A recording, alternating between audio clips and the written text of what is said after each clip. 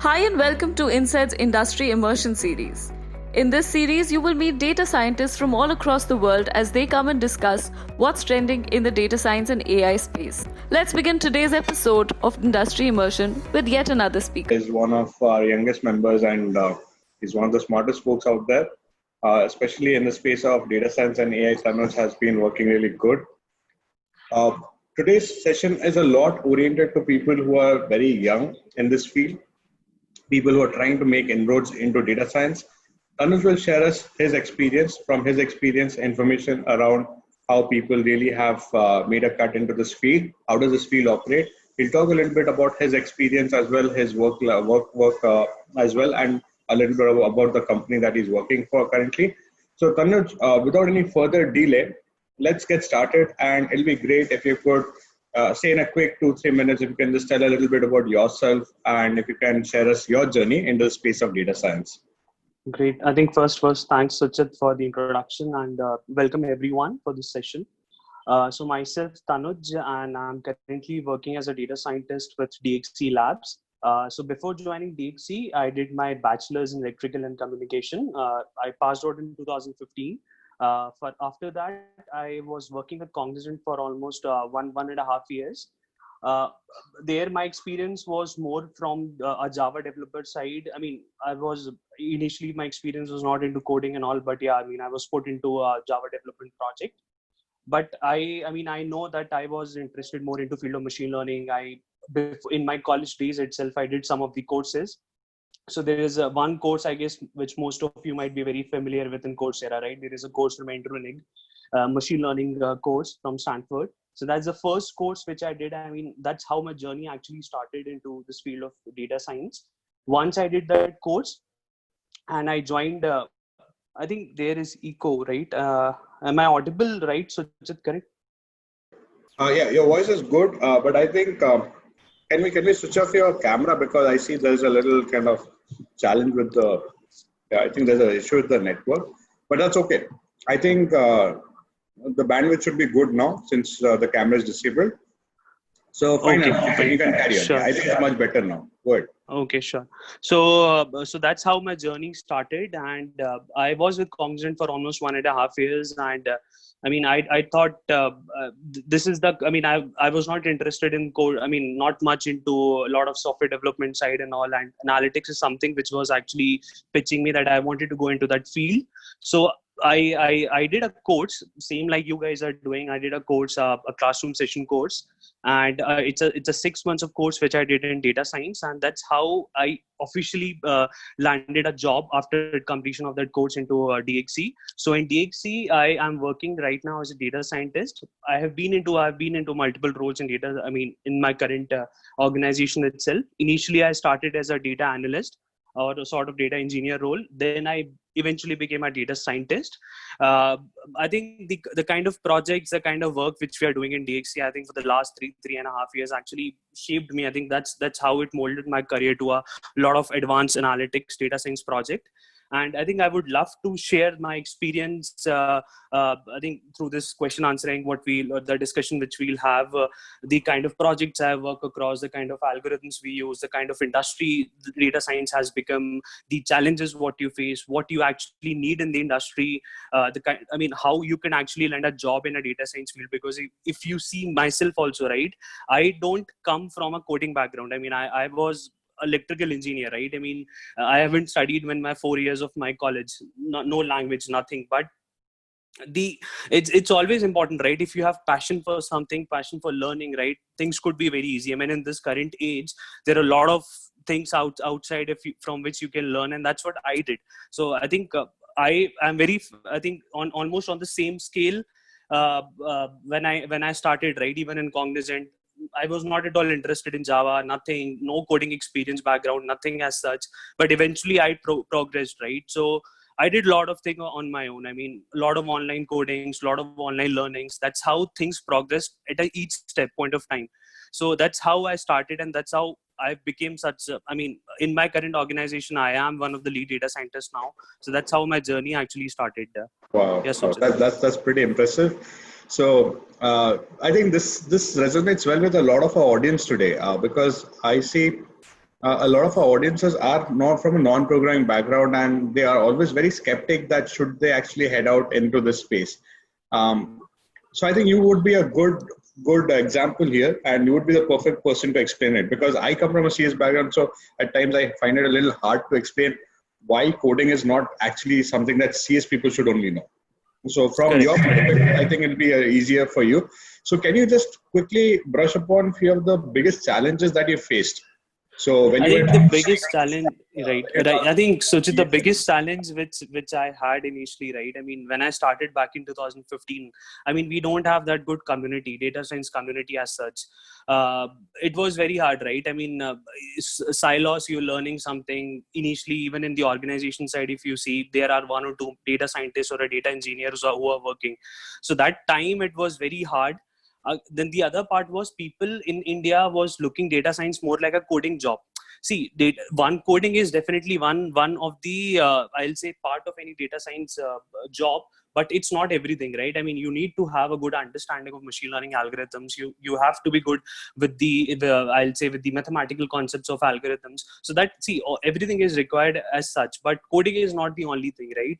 But initially when I started, I gave some interviews. A lot of questions people are asking, okay, why you should know this language, you should know R, you should know Python. But I mean, that's not how I think the industry should actually work, right? So but with time again, right, you progress. I mean, even I progressed. I start learning. I did some courses and all. So that's how you progress. That was one of the challenges. The other one which I mentioned was the community. But now if you see, there are a lot of good communities have came up, right? I mean, a lot of hackathons is happening in India, a lot of meetups, international meetups, data science meetup which is happening. I did it. I mean, I did it a lot. I'll say in the last three and a half years, I attended a lot of conferences, a lot of AI hackathons, a lot of I mean, I stay in Bangalore, right? I mean, there are a lot of Kaggle meetups happens every weekend, alternate weekend. So that's how I actually did it. I mean, because once it's a big ocean, right? There are a lot of things which you have to learn, and you are not only I mean, it's not important that you know everything, right? But from others you could learn it. So that's how I progressed. I mean, now it's good, but initially when I started, that was a huge challenge. So that's how I have changed. I mean, I've seen this shift which is happening in India now. awesome. So I think, yeah, you started quite a way back. So almost 6-7 years back. So obviously that time India wasn't as matured as it is now. Correct. What are the meetups that you usually go? Any specific meetup that you Yes, usually go? so there are certain meetups. I mean, there is a Kaggle meetups, which, I mean, we had a group here in Bangalore itself, and every month we meet once for almost like 3-4 hours, and then we almost have like 40 to 50 data scientists. I mean, some people are working, some are wanted to come into this field of data science. So we discussed a lot about this field of machine learning. So what we do is we have a WhatsApp group where we try to, every time we meet, right, we try to decide, okay, next time when we'll come, this is what we'll actually learn. So everyone is given certain topic in a group of 2 or 4, and that's how we meet. So next time when I, let's say, meet, right, I'll be given one topic. I have to go and share in front of, let's say, 40 people. So this is how your confidence build. This is how, when you discuss with other people, right, these kind of question answers you have. So the understanding also grows with time. So that's, I mean, this is one of the meetup which I always attend. Every month we used to have this. The other one, I'll say, there are a lot of international conferences which happens in IIScs and IIITs. I used to attend it a lot. So that's the other part from the academic side is also what I do. So these are the two conferences. I mean, I'll suggest to everyone, right? I mean, whether you stay any part, I mean, because now everywhere, I mean, I'll not say just about from the Bangalore side. In Mumbai, I know, in Gurgaon, I know a lot of conferences are happening. Please take time, go there, see what is happening in the industry, because this is how you'll come to know. See, again, right, in academic, there is some things which is happening in the academic side. This is something which is happening in the industry side. So you have to go and see. And again, right, there is a lot of difference. I could definitely tell. I mean, you see all these big papers coming across, all these big research industries, I mean, which is happening in the academic, but industry is still lagging behind. That's I mean, I could definitely see this. But now when you I mean, when you can realize this only when you see both these two things. I see both. I go for the academic background also. I see from the industry background also. So that's how you start learning. Yeah, I mean, this is what I have to do. This is what is happening in the industry. What should I learn? What should I do? What kind of projects I should do? So this is how your learning will actually grow with time, and eventually you land a good job. I mean, for me it happened. I mean, I'll be very open with you. I did a lot, and it actually helped me a lot in getting good job. Okay, so most of these are like physical, right? Physical. Yes, physical. Yes, location. I think mostly they are physical, right? Yes. So how about online? How do you think they can kind of work upon online and build these expertise? So is there any kind of online channels where they can think through? I think I remember there are some online I say groups are there. Uh, I mean, but I mean, they are not located in India as such. They are from Germany. There is one I know from Germany. There is one I know from US. I mean, see, there are a lot of online courses which is happening, right? I mean, what people do is nowadays they try to make a group and try to do these courses together.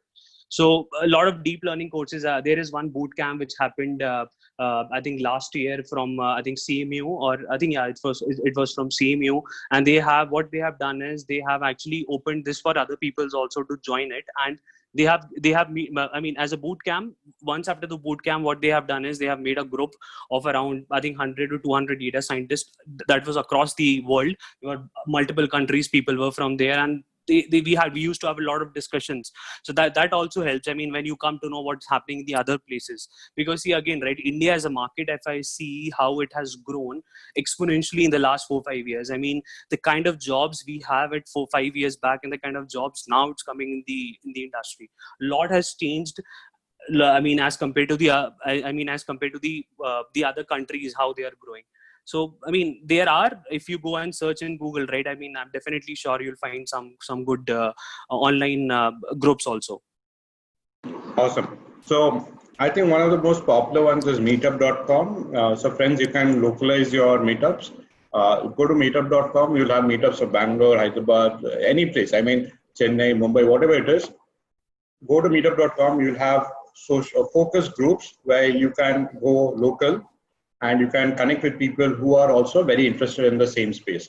So Tanuj, just to wrap up this question, any online blogs that you really follow regularly? I think correct. I think I forgot to mention Medium is something which I follow. I mean, I usually when I start my day, right, I at least read 2 blogs. That's every time I do this. So Medium is something that I think I tell every one of you, make this habit of reading Medium vlogs. It's very good. I mean, take any subject, any point. Let's say I wanted to learn about logistic regression. I wanted to learn, let's say, how you can apply logistic regression, let's say, for a financial domain.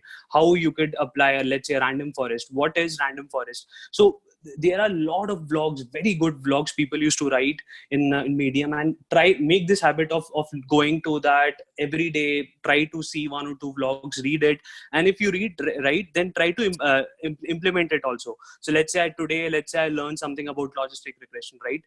Data is not a problem now, right? You have Kaggle, you have other places from where you can easily find data. So just go there, try to read it and try to implement that also. So that is definitely one thing which I do. The other part I'll mention, right? I mean, if it is correct or not, but the Kaggle is something which I'll tell you for everyone in order to practice. I mean, that's what I did. I mean, because initially, let's say now most of you are not in a data science job, Kaggle is a place where you should go and take. I mean, just do one thing. Whatever projects which is already over, right? Try to take that project itself as a challenge. Do it. Try to see how you could actually try to implement that project. Now, if you see there are projects which has already got over, right? You will find these kernels there. Try to go to these kernels. Try to see how people are actually trying to solve these problems. I mean, data science as a community, just because of Kaggle, has grown so much, right? I mean, lot of big competitions are coming in Kaggle nowadays. You have to start it. I mean, if you are not in a data science job, if you think it's very difficult for you to get into data science job, I'll tell you Kaggle is something. It's a very good place for you.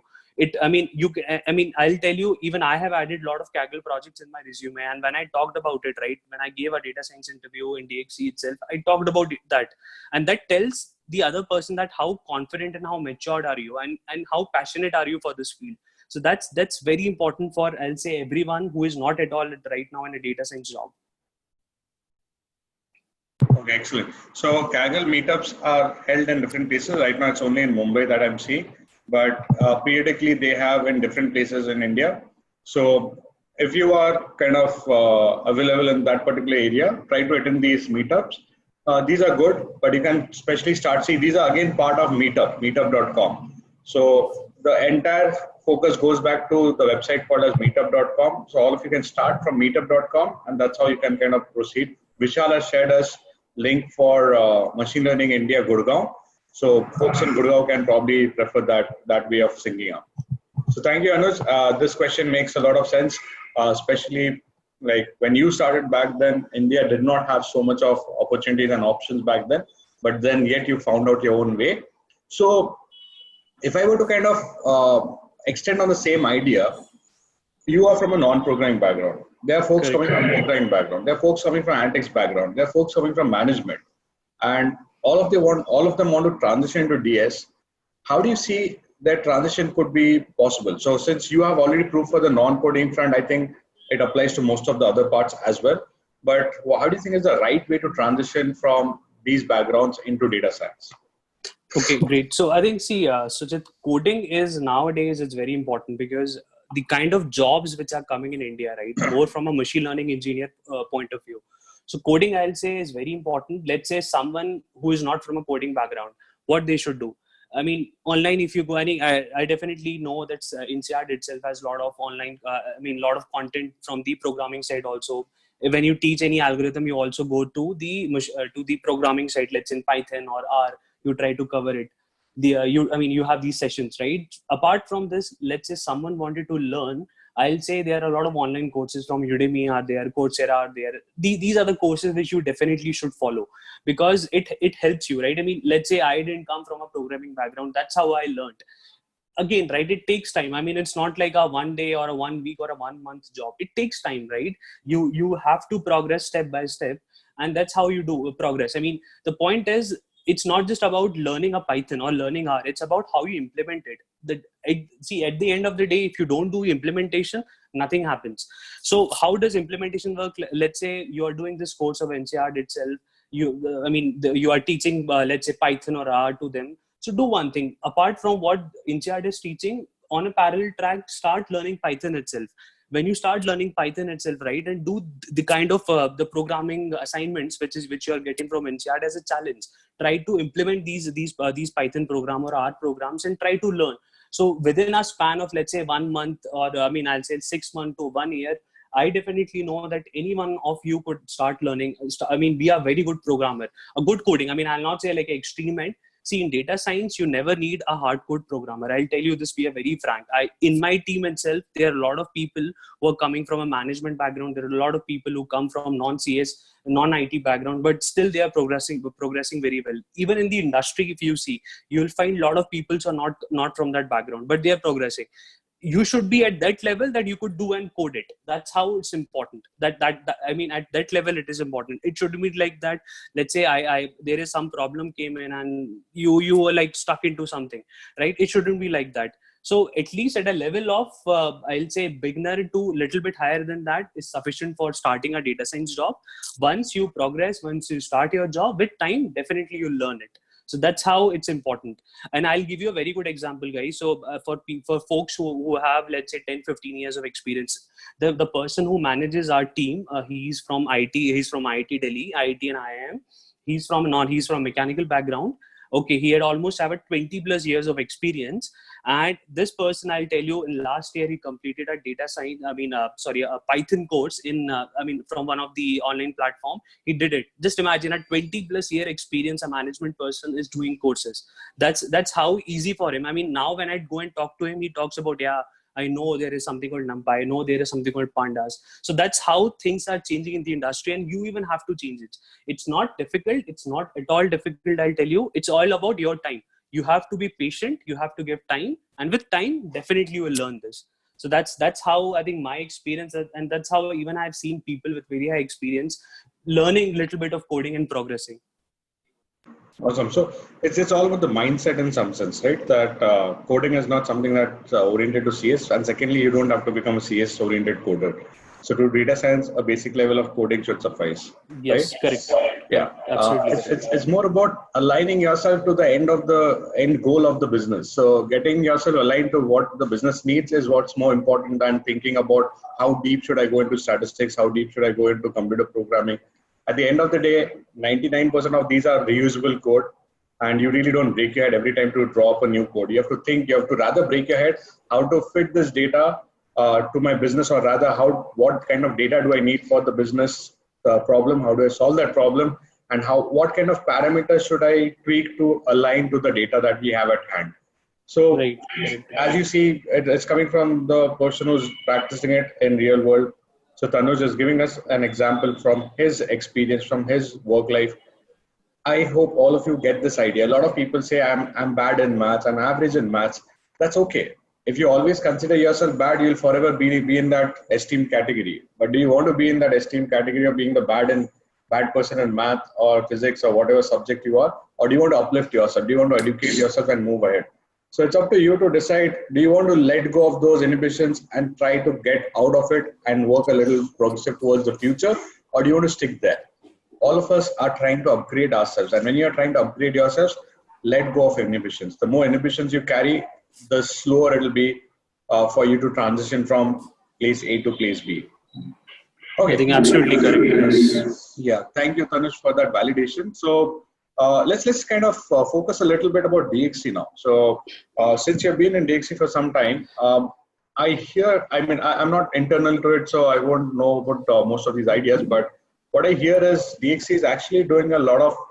It's taking leaps in data science and AI, especially with an internal team being developed at DXC, which majorly focus only on data science and AI. So is there some kind of a center of Yes. excellence or Yes. department that has been raised? Yes. It's a yes. Correct. It's a COE what we have, Suchit.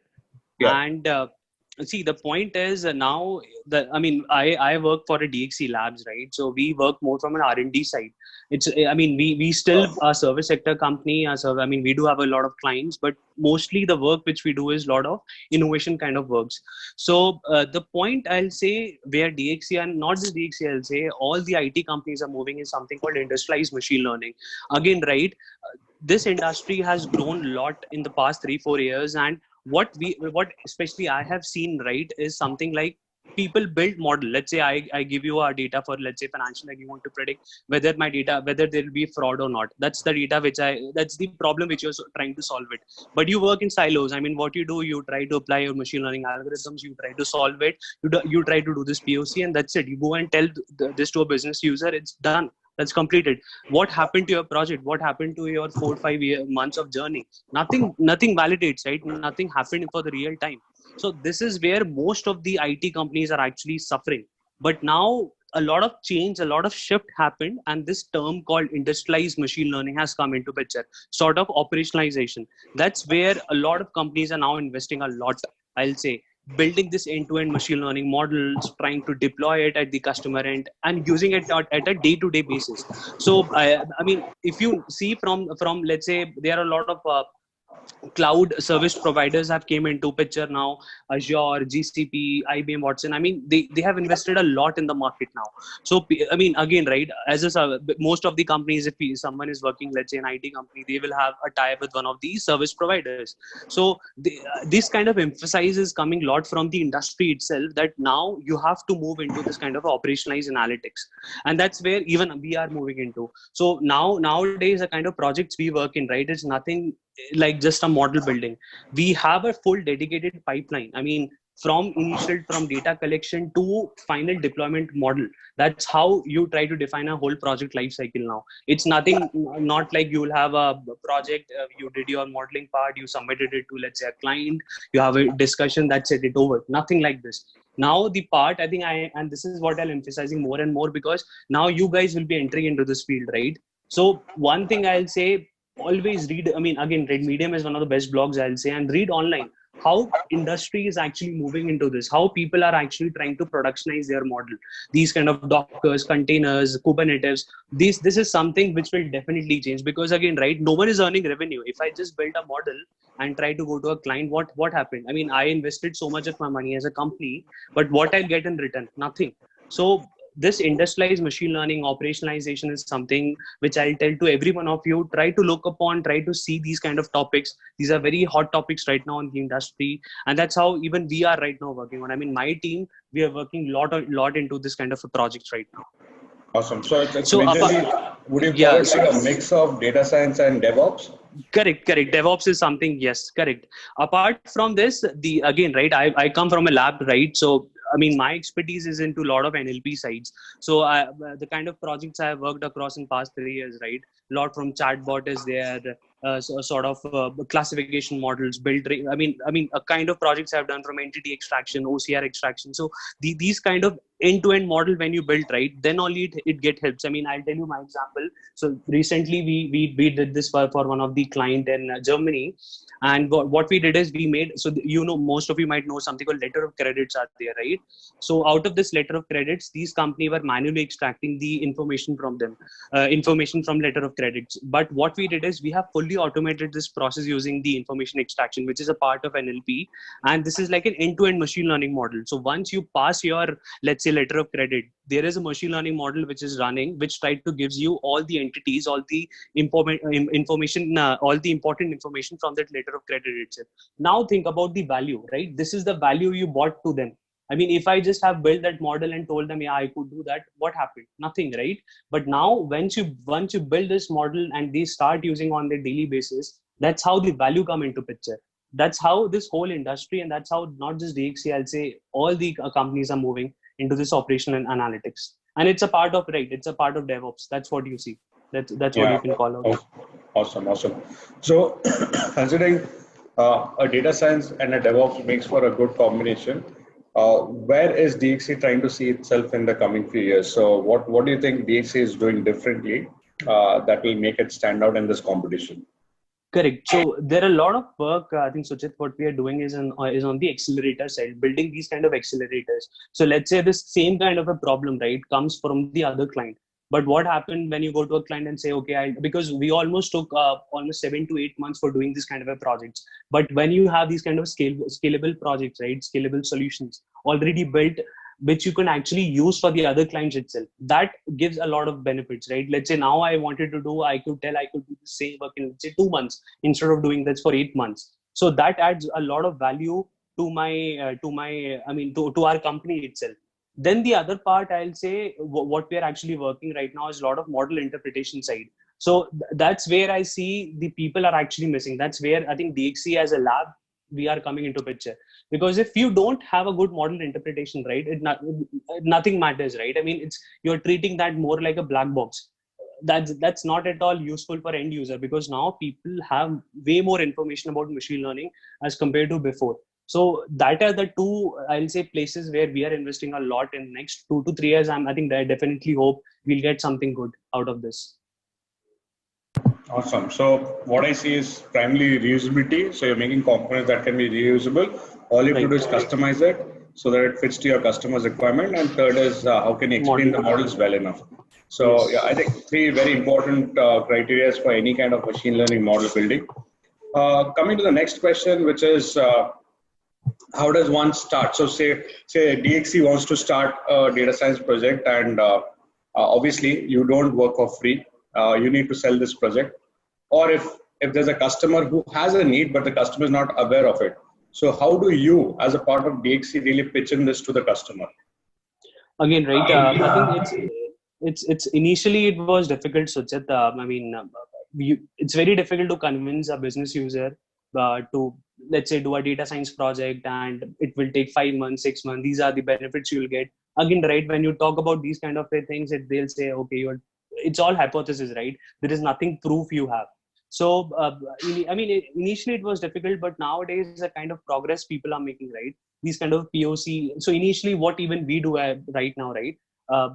We used to, whenever we approach any client, right? Initial phase is always a POC. It's always a proof of concept. That's our hypothesis. That's something that we tell we can do that. And I mean, as I told before, right? These kind of customization models and what we are building is actually helping a lot to us now, because again, right, going to them telling we'll do this in 5 or 6 months, instead of that telling that we'll do this in 3-4 months, we'll customize our model and try to give the output to them. That actually fascinates them. I mean, when we go and tell them okay, see again, right? We always, data science is always about these kind of buzzword. You talk about, okay, we do something which is top of the box. I mean, it's always right. I mean, data scientist is something which, like, people say it's one of the coolest jobs, right? You talk about these kind of fancy words, but in industry, it's very difficult for a business user in trying to convince them. So this kind of a process which we follow, right? Building a POC, trying to go and convince a user, a business user. Initially, it was difficult, but with time, it's changing now. They are able to understand the value of AI, how much AI could actually change the overall the structure of their company, how much AI could even be beneficial to them. So initially, at the point of time, they always think about AI as an automation.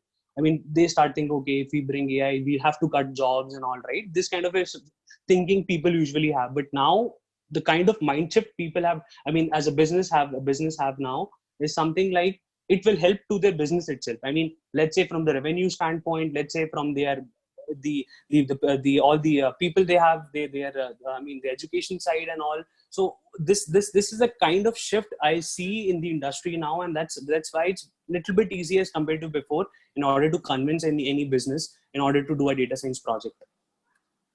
Awesome. So it's primarily about how companies have also changed. People Yes, have correct. sorry. People have started realizing that AI and ML, these are like now the bare bones of any business. So if you want to stay corporate, if you want to survive, you got to accept it. So it has become a lot easier nowadays to convince customers. So let's say, Tanuj, you were building a POC.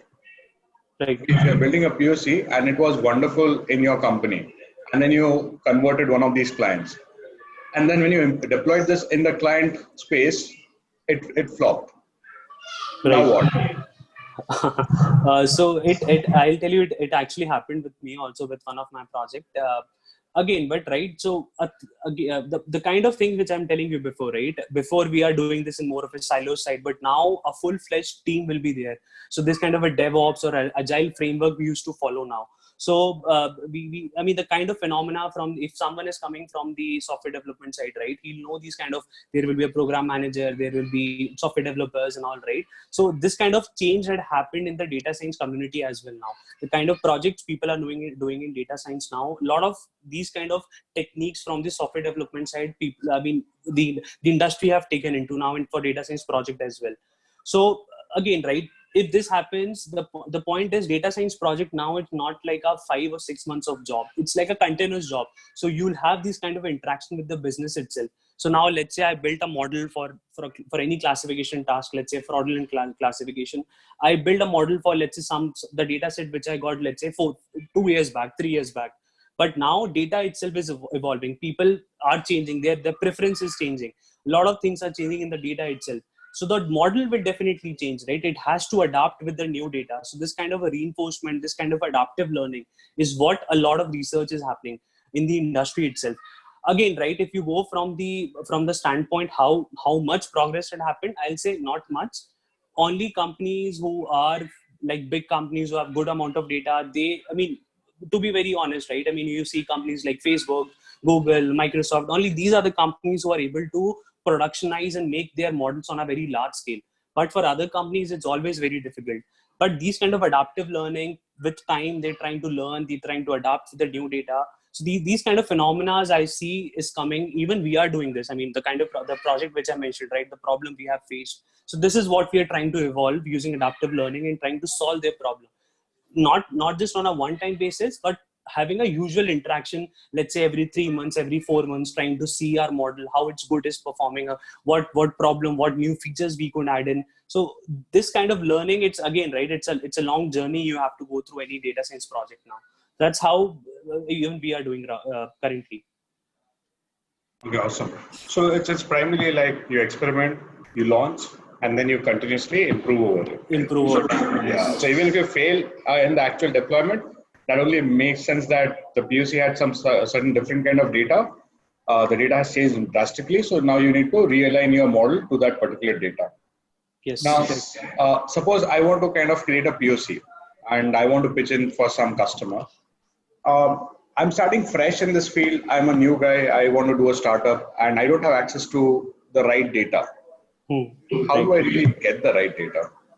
I think, see, data, I'll say, Suchit, is not a problem now. You have this Kaggle and all, right? Yeah. In all, I mean, you'll find, see, again, right, you will have large number of data set you will find from Kaggle, which is open source now.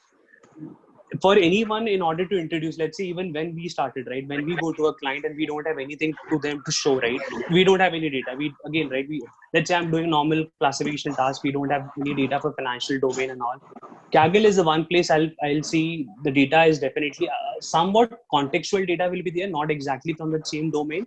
You can take the data and try to derive something out of it. Try to have a meaningful, let's say, do some EDA, do some machine learning model. And once you have these kind of things, right, then you go to someone. I mean, instead of just going them and talking like, okay, fine, I can do that, that doesn't work out.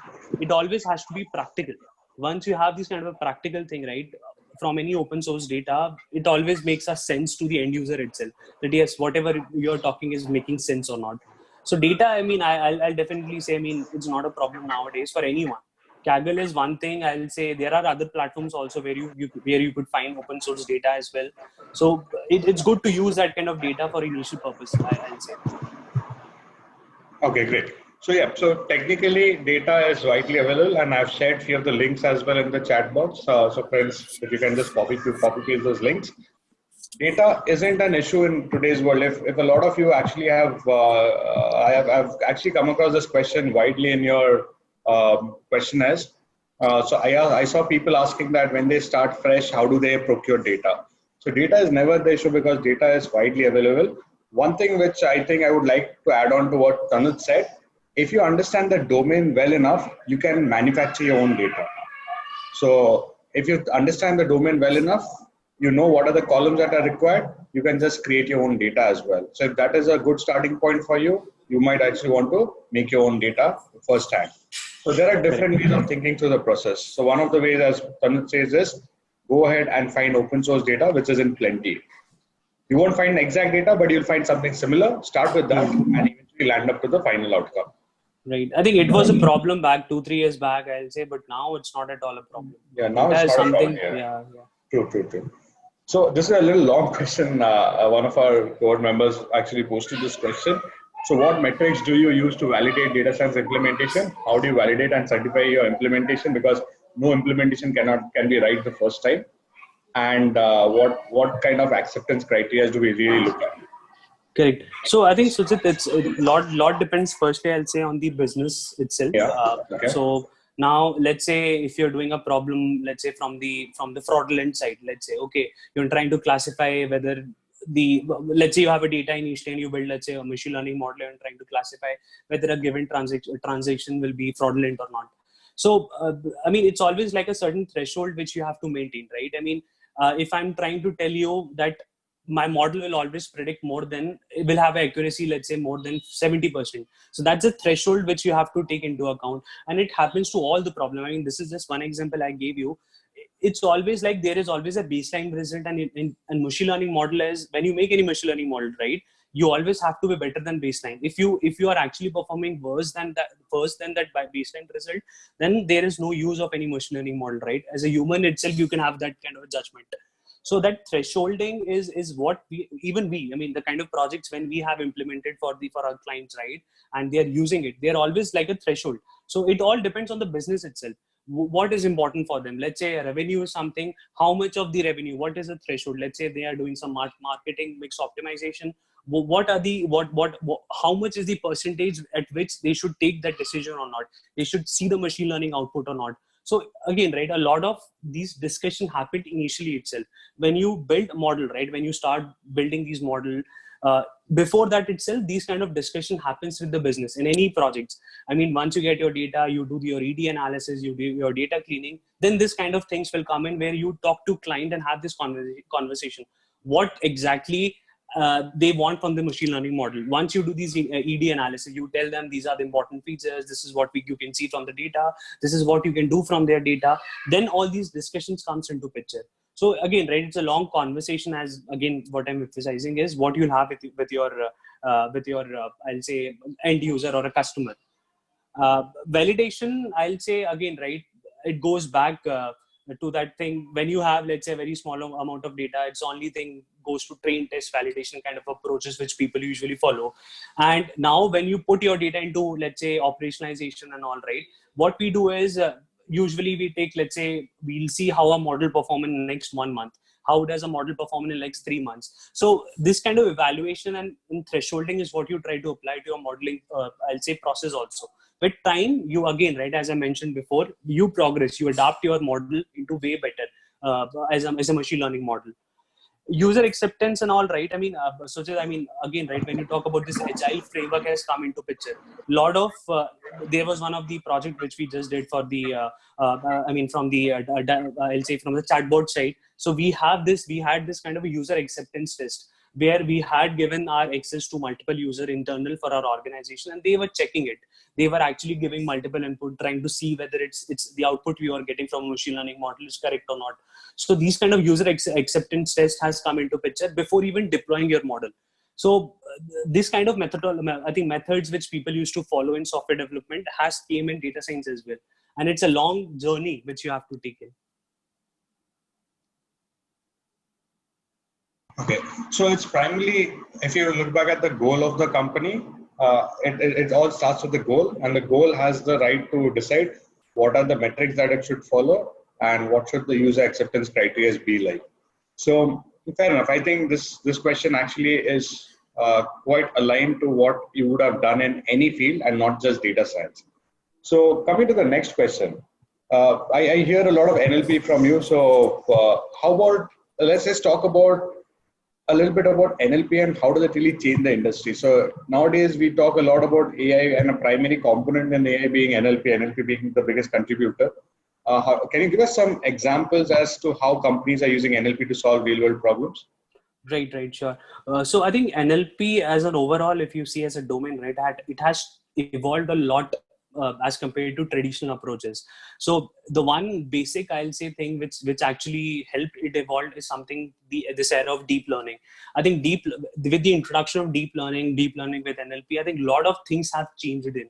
So I think some of you might know about there are something called language models. And you might have read in some LinkedIn or some post, right? There are some models, a language model called BERT. So some of the practitioners, some of the AI labs have actually used this model in order to solve the 8th class problem.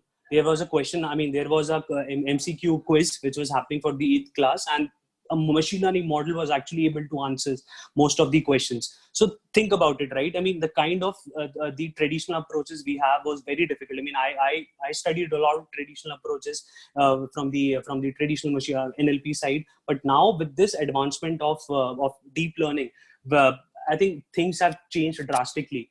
The best point I'll say where NLP is playing a role is because data, if you see, right, the most amount of data what you have right now is a textual data, the most unstructured data, right? Every other company will have a text data. It's nothing. I mean, if you go to any small company to you go to a very big company, every all companies will have these kind of textual data with them. So how to make use of this textual data is something which is very important. And that's how this field of NLP has progressed a lot. I think the advancement I'm seeing mostly in this field right now is in the chatbot side. So I mean, if you see initially, right, chatbot as an overall is more from the more like a rule-based learning, right? From that rule-based learning to this kind of AI learning is what a change that happened. A lot of contextual learning is coming into picture instead of like a standard models. So I think I definitely see NLP as something which will be like something which I think, especially for you guys who wanted to enter into field of data science, try to go through these kind of techniques. I mean, try to see what evolvements happened, because when you go to these TF-IDF models, right? Most of you might have seen this search engine what Google have, right? They have used TF-IDF as their base thing.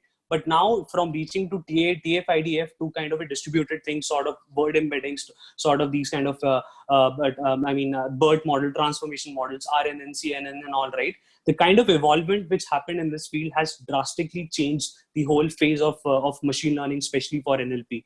So even we are doing this. I mean, our company, we have invested a lot right now in this field. And a large number of products we are getting from client is from the NLP side. And I think definitely this field will progress a lot more in coming years. Awesome. So I was about to get into the question of chatbot. So there's a lot of hue and cry about chatbots nowadays. Do you think it's kind of a hype, or is it a natural transition that's eventually going to become the mainstream down the line? No, I think definitely not. I'll say, because I think the point is, I'll say, Sujit, because a lot of big companies have started investing in chatbot. So there is a tool from which we used from Google called Dialogflow. Then from the Microsoft, they have a tool called Q&A Maker. So right, I mean, when these companies are investing into the market, right, and they are investing so much into these building these chatbot products, definitely there is a need. As I told before, right, going from the these kind of rule based learning to a machine learning based learning is something, a change that happened. A lot of contextual learning has come into pictures. I mean, learning from the context itself. I mean, because now let's say there is nothing called a static answer response now. If I wanted to know the past history, I could easily, I mean, there are machine learning models which could actually try to define this context for you. So this kind of a more of a human based learning where, again, right, I'll not say that we have reached to that point where a human agent would be replaced by a machine learning bot or a chatbot. That will definitely a very long way to go in. But yes, the kind of work, see, the point where I have seen people using chatbot is more from the assistant point of view. So what even we have done, right, you could start an initial conversation with the chatbot, but once, let's say, it reached to a certain threshold where chatbot is not able to answer it, right, then you have this kind of manual intervention where a human, let's say any agent, could actually have conversation with you. So this kind of a combination between a machine learning agent and a human agent is what the industry is right now in. But with time, definitely the industry, how it's evolving, how people are focusing more on chatbots, how this contextual learning is coming into picture, I think with time it will evolve more, and we'll have these chatbots which will actually have conversation with the human itself. So things will evolve. Definitely it will do. Awesome. So you're saying this is a promising field, and as a lot of folks are finding it a little difficult now because these names are a little scary for people who are not aware of this context. But then that's the whole point, friends. We want all of you to be aware of these topics. You may not become experts in this right now, or even down the line, you might choose some other field. But knowing these topics, what is going on in the AI world, is very important, and that's one of the reasons why we do these industry sessions, to learn what is happening in the industry. Keep yourselves updated. You don't have to kind of become rocket scientists right away, but take a time, take a while, but keep updated. That is more important in this field. Okay. Just to add this again, Sujit, what just he said, right? See, Yeah. again, right, as I told before, it's like an ocean. You have so many things to learn. Be focused, think about something which is important to you, which makes sense to you, which actually excites you to learn more, right? If you think NLP is something which you wanted to learn, go for it. If you think computer vision is something which you wanted to learn, go for it. See, again, right, you have ample of opportunities in the market right now. I can tell you there are people, companies are looking for engineers and NLP, computer vision and all, but they don't have people, right? I mean, they are not good skill sets right now in the market. You have good time. I mean, this course is actually helping you to do that. You are starting with the foundation of machine learning. With time, let's say a year, you'll reach to a phase where you start thinking, okay, this is what I have to do. This is what I wanted to become. And I'll say in the mid of this 1 year, I think itself, try to take something. I mean, at least take one of the topic areas, hot topic areas, which is there in the industry. Either take a deep learning, take NLP, computer vision, take reinforcement learning, take these kind of a topics and try to evolve with, I mean, and try to learn and try to grow and try to see that, okay, fine, I wanted to do a lot of research in NLP, and try to find these kind of roles. Then it became way easier for you to get into the industry, because you will say, okay, I'm not just a data scientist, but I'm an expert in NLP. That's how you actually could go and tell to let's say any let's say any interviewer who is trying to interview, right? You have 10 people who are there with you, but now what adds value, right? What add value is this: you tell them, no, I'm good with deep learning, I have a very good experience apart from machine learning also. So this is how you will actually will be very helpful for you to get into a good company and get a good job also. Absolutely. I think really important insights from Tanuj. This was actually one of the biggest key takeaways.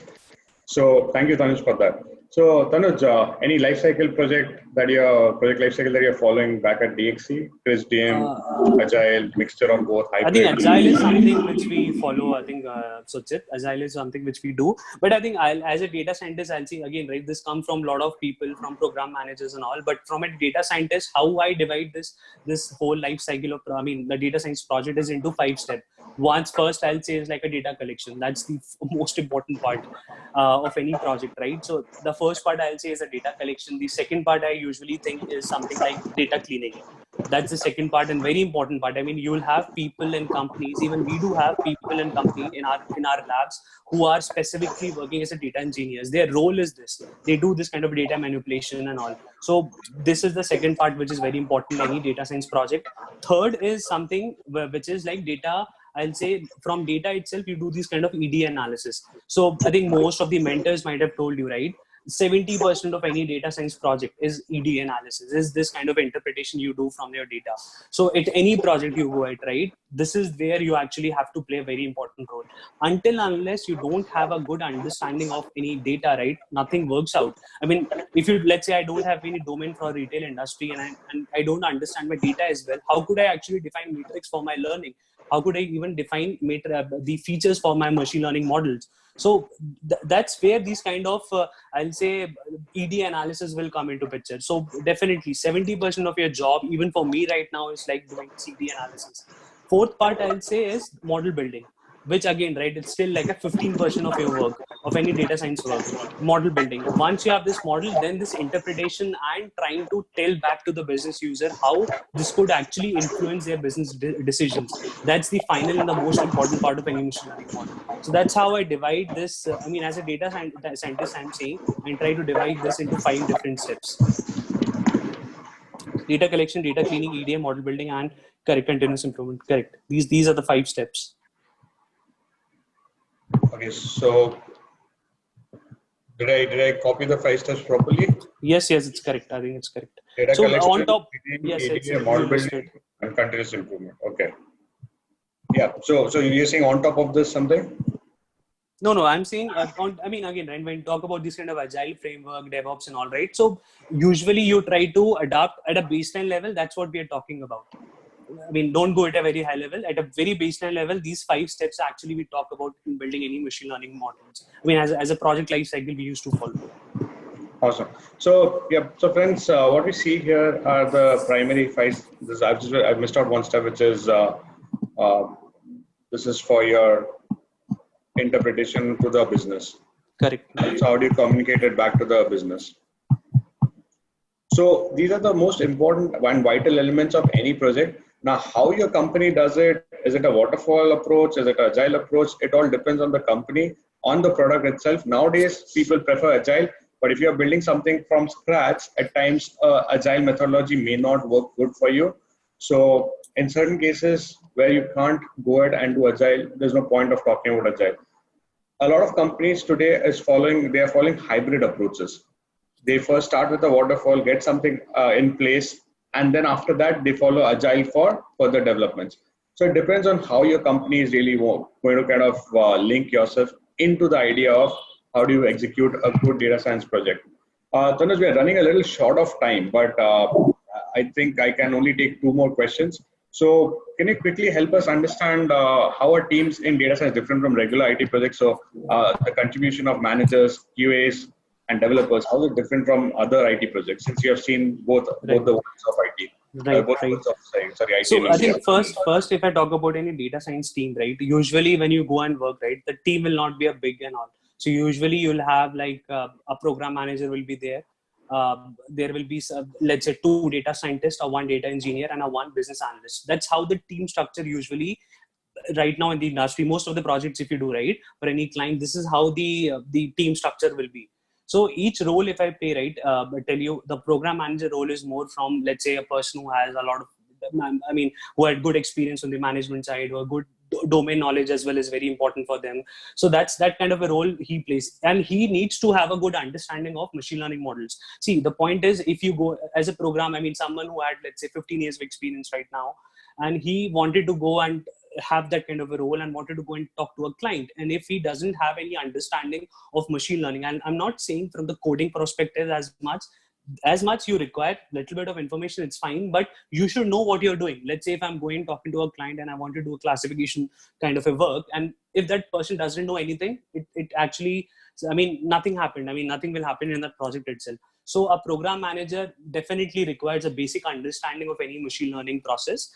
Then come the role of these kind of data engineers and the business analysts. So they usually actually data engineer, business analyst are someone who actually will work closely with a data scientist and tries to do this kind of a data EDA kind of work, data integration kind of work, and try to help a data scientist. So see, a data scientist as a machine learning engineer, when I talk about, right, you can divide the kind of roles a machine learning engineer actually do into three parts.